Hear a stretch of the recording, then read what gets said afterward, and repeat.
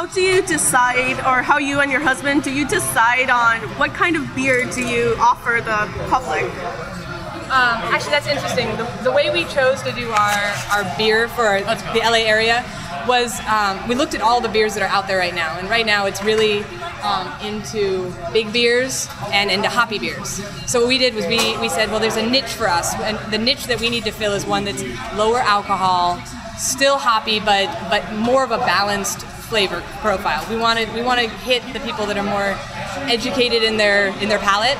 And so we went in and brewed a Saison, which is a French farmhouse ale, 5.8%, and the XPA are two flagships, and the XPA is a 4.8%. So we looked for big body, full flavor, but low alcohol, so that we could fill that niche that was kind of open in this area. Because everybody's bringing out these really big, super hoppy double IPAs, or like the brewery, which are the giant bottles that are 10, 11% alcohol. So we wanted to come in below that and fill a need.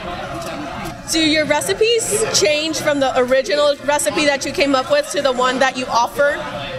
No, it's basically the same. I mean, every time Porter brews it, it changes very slightly because he's always perfecting it.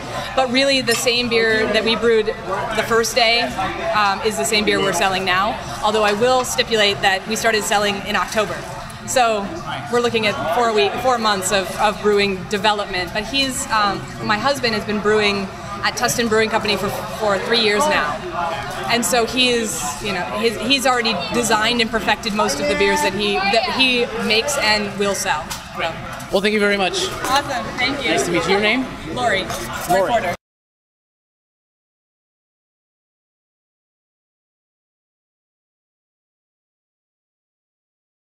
So how would you describe the LA beer culture? Growing.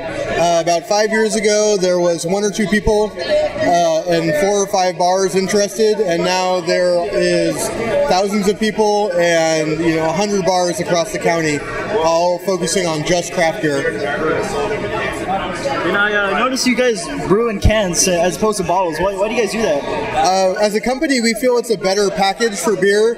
It's completely light safe. There's no UV, which causes skunking. It keeps the beer colder longer and chills it faster.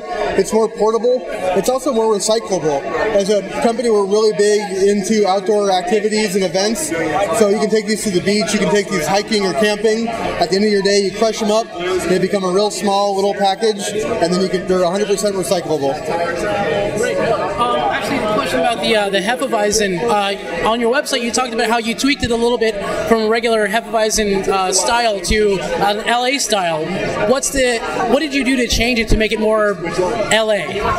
So our hef is a traditional Bavarian hef in quotation marks, but we add dried citrus, both orange and lemon, into the boil from a local source, California citrus grower, which adds a little bit of fruitiness and citrus. So you don't need to add a lemon or an orange to our Hefeweizen. It's already in. The flavor is already there. So that's like our California take on a traditional Bavarian beer. And I also noticed the artwork on your cans, the bridge. I used to go to Marshall High School for a little bit. Are you guys all from the LA area growing up? So most of us are from either LA or Southern California, San Diego. Myself and the brewmaster are both from San Diego. But we all actually live on the east side of LA. All of our artwork, our IPA can comes from Echo Park, from Angeles Crest, and the Shakespeare Bridge from Los Feliz is the other can. So all of our photography and artwork will always center somewhere around the brewery, like a 5 or 6 mile radius around the brewery, which is important to us because we really want to be LA's local brand. Great. Thank you so much, Skip, for helping us out. Thanks.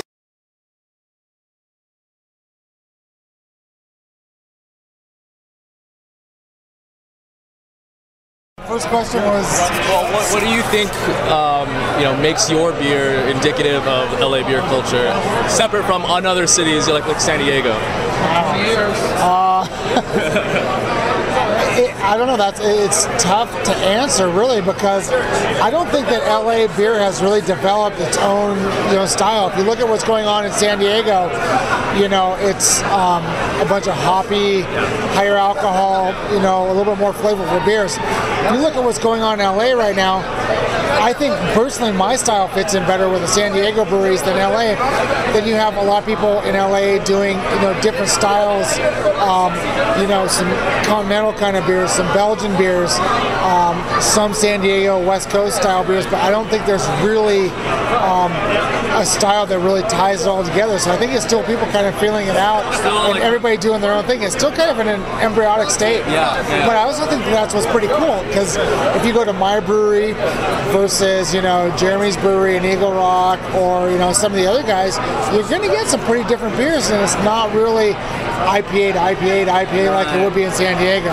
So I don't know if that's the right answer you guys are looking for, but I really don't think there is a single emerging style. I think it's kind of like LA itself, where it's a whole bunch of different styles, different people doing different things just in the same area. That could be the character of LA. I think that's exactly what it is. I think we're good, yeah. Thank you so much, Rob, for helping us out. My pleasure. Rob at El Segundo Brewing Company. Awesome.